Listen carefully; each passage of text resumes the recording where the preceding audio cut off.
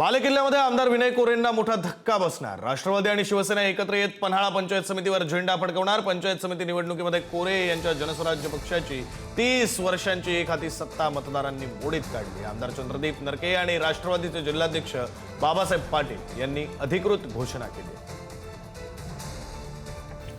Formula आम्ही बसून ठरवतो, त्याच्यामध्ये काही नाही, आमचं सगळ्यांचं एकमत आहे, त्याच्यामुळे कुठेही अडचण नाही। आणि नाही 5 वर्ष युती राहणार नाही, आमची कायमचीच युती आहे। नरके आदरणीय कैलासवासी यशवंतदादा पाटील असतील आणि नरके गट असतील, हे सातत्याने आम्ही या ठिकाणी एकत्रच आहे। त्यामुळे आत्ता सुद्धा आम्ही निवडणूक लढवताना एकमेकाच्या विरुद्ध आमचे जिथं आत्ता आम्ही आलोय तिथं आमच्या एकमेकाच्या विरुद्ध आम्ही लढलेलो नव्हतो। त्यामुळे आत्ता आम्ही अलायन्स करतोय असं नाही आहे, आमची ही अलायन्स पूर्वीपासूनच आहे।